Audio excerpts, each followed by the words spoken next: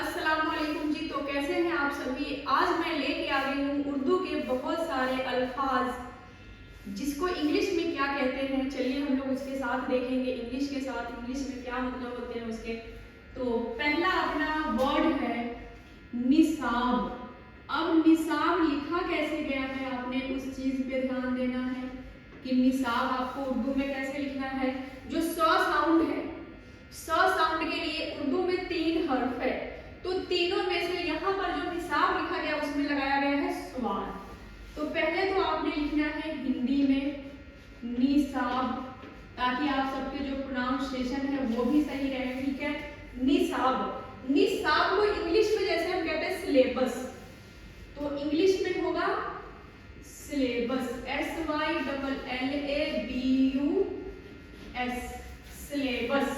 ठीक है, मनसूख, मनसूख। अब मनसूख यहाँ पर लिखा कैसे गया है आप सबने इस चीज पर भी फोकस करना है।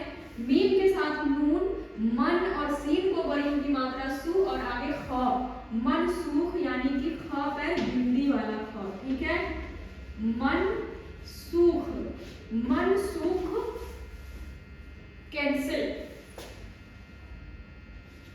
CANCEL, cancel.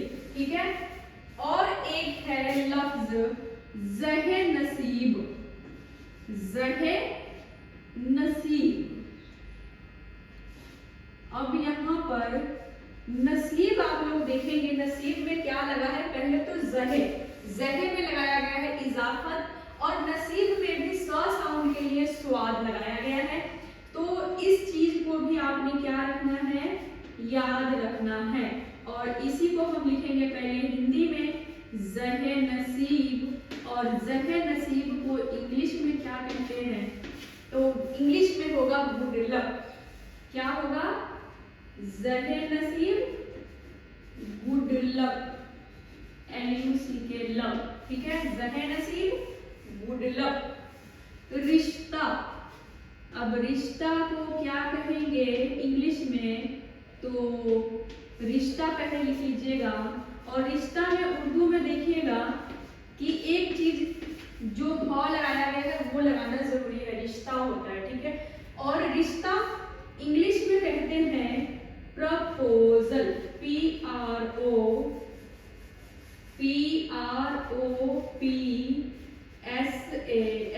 प्रपोजल। और एक लफ्ज उम्मीदवार, उम्मीदवार। अब उम्मीदवार लिखना आ जाता है कभी कभार, तो हम लोग डर जाते हैं कि ये उम्मीदवार क्या है। तो उम्मीदवार को इंग्लिश में कहते हैं कैंडिडेट।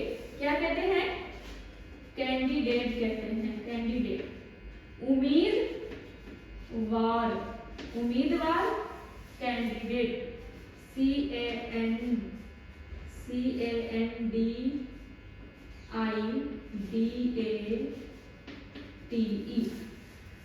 तो एक बार चलिए हम लोग नजर दौड़ा लेते हैं। निसाब, सिलेबस, मनसूख, कैंसल, ज़हे नसीब गुड लक, रिश्ता प्रपोजल, और उम्मीदवार कैंडिडेट।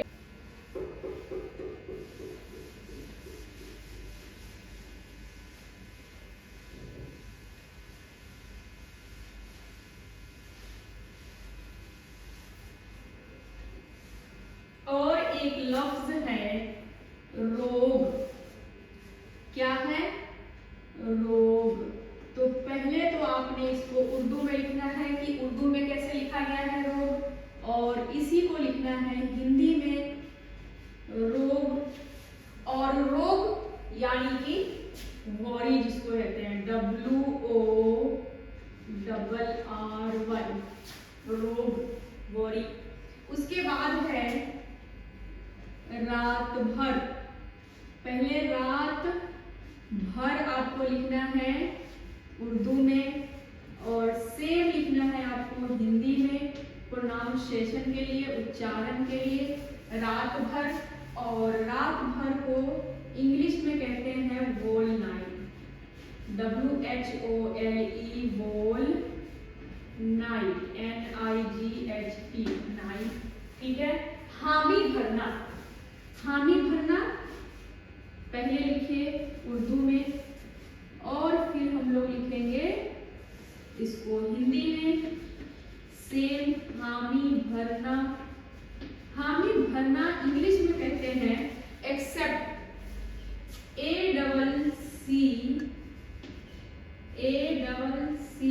ACCPET, एक्सेप्ट, हामी भरना। इंतखाबात, इंतखाबात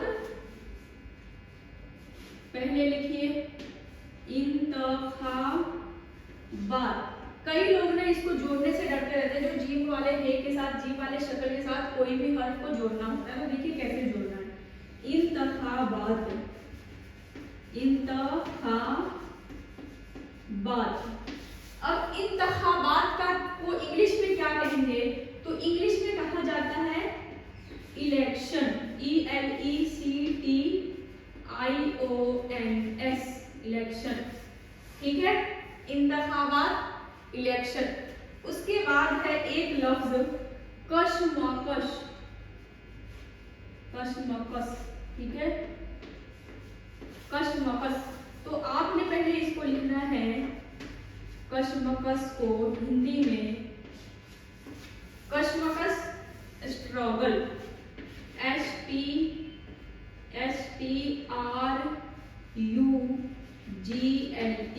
स्ट्रगल। Okay done. अब देखिए कि रोग, रोग बॉडी, रात भर, होल नाइट, हामी भरना, एक्सेप्ट, इंतखाबात, इलेक्शन और कशमकश स्ट्रगल।